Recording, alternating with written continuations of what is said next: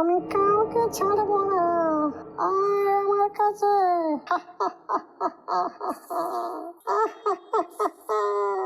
তোদের আমি কাউকে ছাড়বো না। বাসুদেবপুরে হরিহর চাটুর্য অরূপে শ্রীযুক্ত হরিহর ব্যানার্জি নাম প্রত্যেক ঘরে ঘরে এবং প্রত্যেক লোকের মুখে অমৃত সমান। আর হবে নাই বা কেন? হরিহর ডাক্তার না থাকলে তো গ্রামটা এতদিনে শ্মশানে পরিণত হয়ে যেত। এখানে একটু বলে নি, হরিহর ছোটবেলা থেকে ইচ্ছে ছিল যে সে ডাক্তারি পড়াশোনা করে গ্রামে এসে বিনা পয়সায় মানুষের সেবা করার। তাই তো সে জীবনে 60 বছর বয়সে এসেও মানুষের সেবা করেই চলেছে। তাই গ্রামের মানুষজন তাকে দেবতার সমান শ্রদ্ধা ও সম্মান করত। এই তো সেদিনের কথা। রাত তখন প্রায় 1-1:30 বাজে। সনাতনের মা প্রায় যায় অবস্থা। 3 মাস ধরে বুড়ি ভুগছে। তারপর, হরিহর কাকু, ও হরিহর কাকু, বলি বাড়িতে আছো নাকি? কে? আমি সনাতন বলছি, একটু বাইরে আসবেন? তো বাবু, কি হয়েছে তাও এত রাতে? বলছি আমার বাড়িতে একটু চলুন না, মায়ের শরীরটা ভালো লাগছে না, মা যেন কেমন করছে। আপনি একটু তাড়াতাড়ি চলুন না। আচ্ছা ঠিক আছে, চল তো দেখি।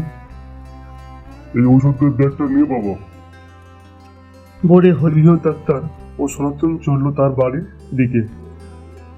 তারপর বুড়িকে দেখে সমস্ত ওষুধপত্র দিয়ে যখন বেরোলো তখন রাত প্রায় 2:30 বাজে। এদিকে বুড়ি দিব্যি নাক ডাকিয়ে ঘুমোতে লাগলো।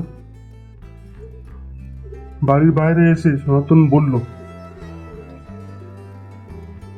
ডাক্তারবাবু চলেন, আপনি আপনাকে একটু এগিয়ে দিয়েছি। না বাবা, তোমাকে আর এগিয়ে যেতে হবে না। আমি নিজেই এই বাম দিকের পথ ধরে চলে যাব। এই রাস্তাটা খুবই আমার বাড়ির কাছেই হবে। ডাক্তারবাবু, ওই পথ বিপজ্জনক।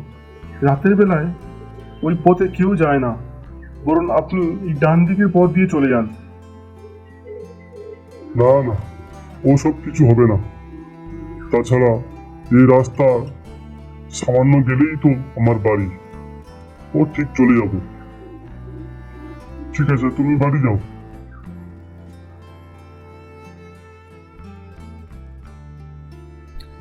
তারপর হরিহর সনাতনের কথা কোনো গুরুত্ব না দিয়ে চলল ওই বাঁ দিকের পথ ধরে। কারণ এখানে একটু বলে নি, যে পথে হরিহর চলেছিল সেই পথে যাওয়ার সময় একটা বড় রাজবাড়ি পড়ে। সেখানে দিনের বেলায় গ্রামের ছেলেমেয়েরা খেলাধুলা করলেও রাতের বেলা কাউকে সেখানে দেখা যায় না। কয়েক বছর আগে ওখানে এক জমিদার বসবাস করত। তার কোনো সন্তান ছিল না, কিন্তু জমিদার তার স্ত্রীকে খুবই ভালোবাসত। একদিন জমিদারের স্ত্রীর পেটের ব্যামো হয় এবং স্ত্রীর অন্দরমহল থেকে একটি আর্তনাদ শোনা যায়। ওরে বাবা গো, মরে গেলাম গো, কেউ আমাকে বাঁচা। কিন্তু তখনকার নিয়ম ছিল যে স্ত্রী লোকের ঘরে বা অন্দরমহলে কোনো পুরুষ যেতে পারবে না। তাই তার সেবিকা যতটা পেরেছে তার সেবা শুশ্রূষা করেছে। তাতে রোগ তো ভালো হলো না, উল্টে তার স্ত্রী মারা গেলেন। হায় হায় রে ভগবান, এ কি করলে ঠাকুর? আমার কাছ থেকে আমার শেষ ভরসাটুকু আমার স্ত্রীকে কেড়ে নিলে। এত নিষ্ঠুর তুমি ভগবান! তারপর জমিদার তার স্ত্রীর মৃতদেহের উপর মাথা রেখে তিনিও মারা গেলেন। তার ওই স্ত্রীর শোকের কারণে তিনিও মারা গেলেন। সেখান থেকে ওই রাজবাড়ি খালি পড়ে থাকে। আর গ্রামের লোকের মুখে ওই বাড়ি ভূতের বাড়ি বা ভূত পেতনির আড্ডা বলে কেউ যাওয়ার সাহস পায় না। ডাক্তার সুবিধার জন্য ওই বাঁ দিকের পথ ধরে হাঁটতে শুরু করলে দূর থেকে সনাতনের নজরে পড়ল। সেই ডাক্তারবাবুর কাছে ছুটে এসে বললে, এই পথ দিয়ে যাবেন না গো ডাক্তারবাবু। কেন, কি হয়েছে? রাতের বেলায় এই পথে কেউ যায় না। এই পথ দিয়ে গেলেই আপনার বিপদ হতে পারে। ডাক্তার ধমক দিয়ে বলল, দূর হ হতভাগা, আমার আবার বিপদ? আমার আবার বিপদ কি রে? তুই যা, আমি ওর ঠিক চলে যাব। বুঝিস না, এদিক দিয়ে গেলে আমি একটু তাড়াতাড়ি যেতে পারবো। এদিকে আবার আমার বউ যে আমার জন্য পথে চেয়ে বসে রয়েছে। যা যা। সনাতন আর বিশেষ কিছু বলতে সাহস পেল না, শুধু মনে মনে দুর্গা নাম করতে লাগলো। তারপর ভাবলো, দেবতা কি কখনো ক্ষতি হয়? উনি তো আমাদের সাক্ষাৎ দেবতা। সামনের দিকে তাকালে শুধু ধুধু প্রান্তর, চাঁদের আলোয় সবুজ প্রান্তর কেমন যেন কালচে রূপ নিয়েছে। কিছুটা পথ যাওয়ার পর ডাক্তারের পিছন দিক থেকে কে যেন চেঁচিয়ে বলছে, ডাক্তারবাবু, ও ডাক্তারবাবু, আমার সঙ্গে শীঘ্রই একবার চলুন। ডাক্তারবাবু, ও ডাক্তারবাবু, আমার সঙ্গে শীঘ্রই একবার আমার সাথে চলুন। তা দেখলো ধুতি পাঞ্জাবি পরা একটা মাঝবয়স্ক ভদ্রলোক তাকে ডাকছে। ডাক্তার জিজ্ঞাসা করলো, কি ব্যাপার, কি হয়েছে? আমার স্ত্রীর ভীষণ শরীর খারাপ, আপনি একবার চলুন। আপনি কি করে জানলেন যে আমি রাত্রে এই পথ দিয়ে যাব? আমি খবর পেয়েছি যে আপনি রাত্রে গ্রামে রোগী দেখতে এসেছেন। আপনি শীঘ্রই চলুন, নইলে ওকে বাঁচানো যাবে না। বেচারি অনেক দিন ধরে ভুগছে। আপনাকে তো আমি আগেই কোনোদিন দেখিনি। আপনি আমাকে না চিনলে কি হবে, আমি আপনাকে চিনি। ডাক্তারবাবু, আর দেরি করবেন না, পরে কথা বলবেন, এখন শীঘ্রই চলুন। আপনাকে যেভাবেই হোক আমার স্ত্রীকে ভালো করে তুলতেই হবে। যতই টাকা লাগে আমি দেব, আমার যথাসর্বস্ব সব দিয়ে দেব। আরে বাবা, আগে তো গিয়ে দেখি কি রোগ। লোকটা ডাক্তারের ব্যাগটা নিয়ে ডাক্তারের আগে আগে যেতে লাগলো। লোকটা গিয়ে ঢুকলো ওই পুরো বাড়িতে। ঘরের মধ্যে ঢুকতে যাবে ঠিক সেই সময় একটা কালো বিড়াল তার সামনে দিয়ে চলে গেল। ডাক্তার অবশ্য প্রথমে একটু ভয় পেয়েছিল, পরে নিজেকে সম্মিলিত করে লোকটার পিছনে পিছনে রোগীর ঘরে ঢুকলো। রোগীর ঘরটা একেবারে অন্ধকার, ঘরের ভেতরটা কেমন যেন ছমছমে ভাব, কাউকে দেখাও পর্যন্ত যাচ্ছে না, এতই অন্ধকার। ডাক্তার বলে উঠল, কি গো, আপনাদের ঘরে কি কোনো আলোবাতি নেই? আমি রুগী দেখবো কি করে?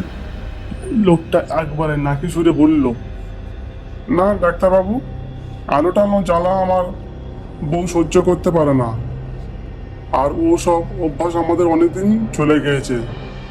লোকটার কথা বলার সুরে পরিবর্তন শুনে কেমন যেন একটা খটকা লাগলো ডাক্তারের। ডাক্তার জিজ্ঞাসা করলো, আলো না হলে রুগী দেখবো কি করে? লোকটা আবার নাকে সুরে বলে উত্তর দিল, ঠিক আছে, চাঁদে আলো আছে, আমি জানলাগুলো সব খুলে দিচ্ছি, আপনি রোগী দেখুন। ডাক্তারের মনে ভয়ের সঞ্চার হলো। ডাক্তার অবশ্য ভূত পেত্নীকে বিশ্বাস করে, তাই ধরে নিল এটা একটা ভূতুরে বাড়ি, আর এখানেই সব ভূত পেত্নীর আত্মা। ডাক্তারের মনে প্রচণ্ড ভয় হতে লাগলো। বুঝতে পারলো লোকটা মানুষ রূপে তাকে ফাঁদে ফেলার জন্য এইভাবে ঠকিয়ে নিয়ে এসেছে। মনে মনে সে রাম নাম জপতে লাগলো। জানলা খুলতেই ডাক্তার দেখলো যে মানুষটা তাকে পথ দেখিয়ে তার স্ত্রীকে দেখবার জন্য নিয়ে এসেছে, সে আসলে মানুষ নয়, একটা কঙ্কাল। তার সারা দেহে হাড়গোড় সব লিকলিক করছে, চোখ দুটো যেন জল করছে। ডাক্তার একটু ভয় পেয়ে ছোট ছেলের মতো বলতে লাগলো, আমাকে কোথায় নিয়ে এসেছেন? আমি বাড়ি যাব, আমাকে ছেড়ে দিন। শুনে কঙ্কালটা বলল, বললাম তো যত টাকা লাগে আমি দেব, আগে আমার স্ত্রীকে ভালো করে তবেই যাবেন। এই বলে লোকটা তার স্ত্রীর শরীরে চাদরটা তুলতেই দেখা গেল তার সারা শরীরটা কঙ্কালের মতো, চোখ দিয়ে যেন আগুন ছোটা বেরোচ্ছে। ডাক্তার ভয় পেয়ে গেল, প্রচণ্ড ভয় পেয়ে গেল। সেখানেই ডাক্তার জ্ঞান হারিয়ে অজ্ঞান হয়ে গেল। পরদিন সকালে যখন হরিহর ডাক্তারের জ্ঞান ফিরল, তখন সে দেখল কোনো এক ফাঁকা মাঠের ধারে সে শুয়ে আছে। সেখানে কোনো রাজবাড়ি দেখতে পেল না। তখন হরিহর ডাক্তার বলল, কি হলো? আমি এখানে কোথায়? এই ফাঁকা মাঠের মাঝে আমি এলাম কি করে? আর কোথায় সেই রাজবাড়ি? কোথায় সেই ব্যক্তি? কোথায় বা তার স্ত্রী? তাহলে কি আমি... এই বলে হরিহর ডাক্তার নানান কথা ভাবতে ভাবতে সে বাড়ি চলে গেল আর তার স্ত্রীকে সব ব্যাপারটা খুলে জানালো। তার স্ত্রী বলল, তুমি একটা কাজ করো, গ্রামের সব লোকজন মিলে ওই রাজবাড়িতে গিয়ে জমিদার ও তার স্ত্রীর আত্মার শান্তির জন্য একটা তান্ত্রিক দেখে তার পারলৌকিক কাজগুলি সম্পন্ন করো। তাহলে জমিদার ও তার স্ত্রী আত্মা শান্তি পাবে। তখন হরিহর আর সব গ্রামের লোকজন মিলে জমিদারের পারলৌকিক কাজগুলি সম্পূর্ণ করে দিল।